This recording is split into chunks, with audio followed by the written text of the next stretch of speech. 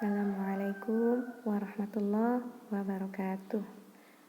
Apa kabarnya anak-anak ibu semua? Dari kelas 5A sampai kelas 5C. Semoga antum semua, kita semua dan juga keluarga kita semua senantiasa dilindungi oleh Allah dan juga senantiasa Allah beri kesehatan.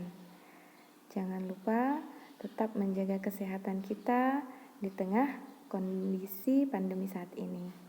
Semoga Allah senantiasa mengindahkan hati dan akhlak-akhlak kita, memudahkan segala kesulitan kita, dan juga mewujudkan setiap cita-cita dan harapan kita semua ya nak ya. Senantiasa memohon dan berdoa kepada Allah.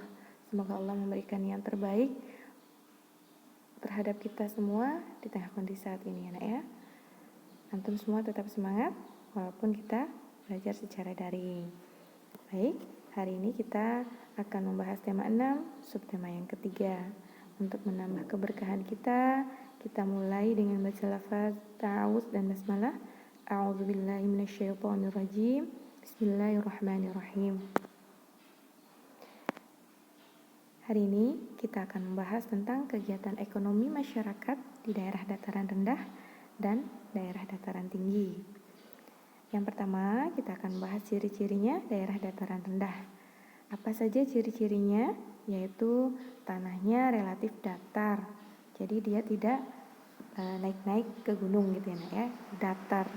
Yang kedua, lokasinya biasanya di sekitar pantai, tetapi ada juga di daerah pedalaman. Memiliki ketinggian 600 meter dari permukaan laut.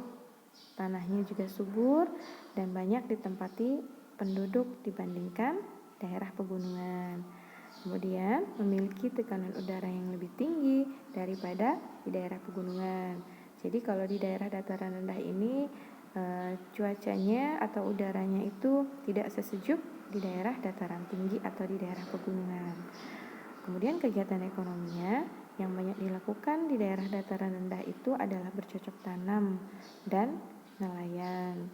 Nelayan ini profesi ya nak ya, berarti pekerjaannya atau kegiatannya itu biasanya mencari ikan, menangkap ikan di laut atau di pantai ataupun di sungai.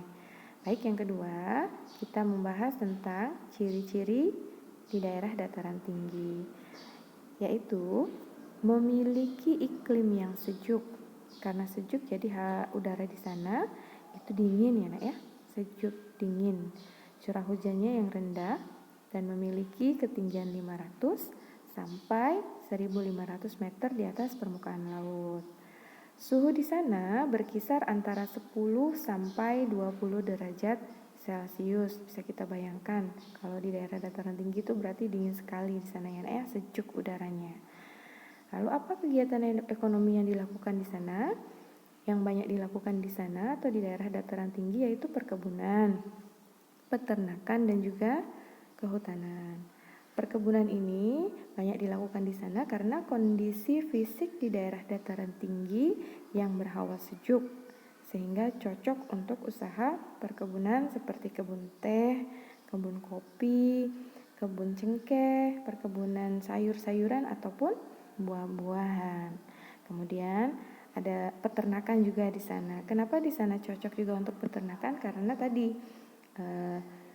di daerah sana, di daerah dataran tinggi itu hawanya atau udaranya itu sejuk dan dingin sehingga cocok untuk usaha peternakan dan juga kehutanan ya. Hutan akan tumbuh baik di daerah dataran tinggi. Di Indonesia sendiri hutan masih banyak ya, ada di Sumatera, ada juga di Kalimantan, Sulawesi, Irian Jaya, dan juga sebagian kecil di wilayah Pulau Jawa. Baik, itu materi untuk kegiatan ekonomi masyarakat pada hari ini. Kemudian kita akan melanjutkan tentang materi karya seni. Karya seni ini sebelumnya sudah pernah Ibu bahas di tema-tema sebelumnya. Ibu hanya akan mengingatkan tentang 2 jenis karya seni di sini. Yang pertama yaitu tentang karya seni gerabah. Apa itu gerabah? Gerabah itu merupakan karya seni rupa yang terbuat dari tanah liat. Kemudian dibakar dengan suhu tertentu supaya dia keras jadi keras gitu ya. Apa fungsinya? Fungsi gerabah itu sebagai perkakas atau alat rumah tangga. Contohnya celengan, periuk, dan kendi. Mungkin di rumah antum ada salah satu contoh benda gerabah yang tadi ibu sebutkan. Celengan itu ada juga yang terbuat dari plastik, ada juga yang terbuat dari gerabah.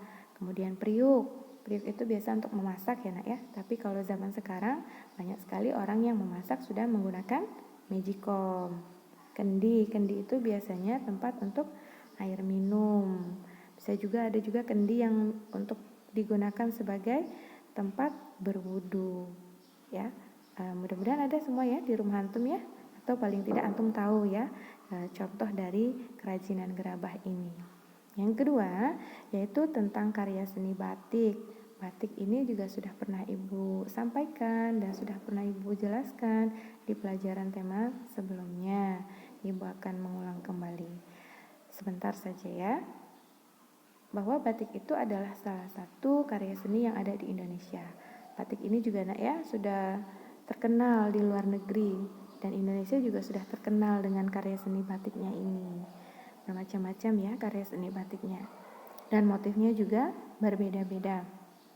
Nah, motif ini dibagi menjadi dua, yaitu ada yang motif berakar pada budaya keraton Jawa, ada juga motif batik bebas mandiri, artinya tidak mengikuti motif budaya keraton Jawa tersebut. Dan juga setiap daerah itu memiliki karya seni batik yang berbeda-beda. Batik Jambi misalkan, batik Jambi itu juga akan berbeda dengan jenis batik yang ada di misalkan batik Jawa, batik Solo atau batik Pekalongan, itu motifnya berbeda.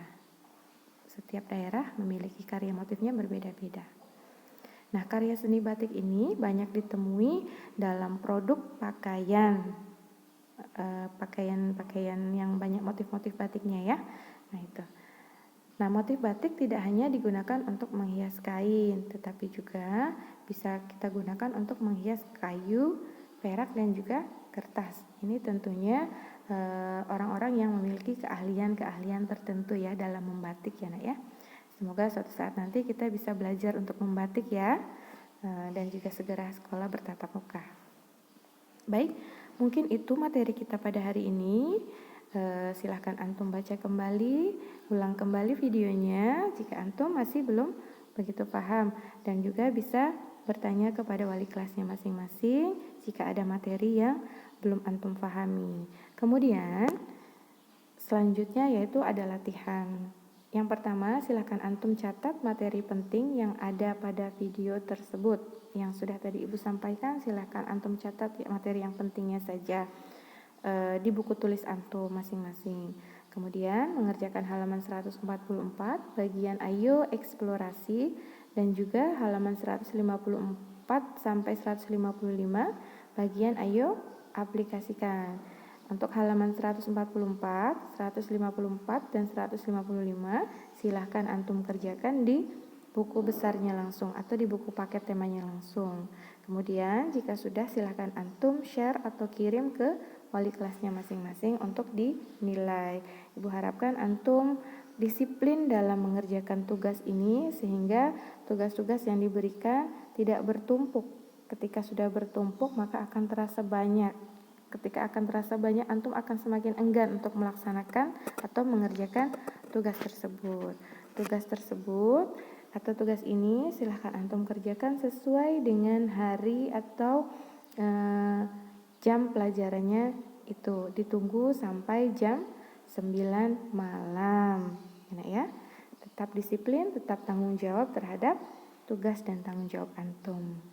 Baik, semoga apa yang sudah disampaikan mendapatkan manfaat dan ridho serta barokah dari Allah Subhanahu wa taala. Kita tutup dengan membaca lafaz hamdalah. Alhamdulillahirabbil alamin. Assalamualaikum warahmatullahi wabarakatuh.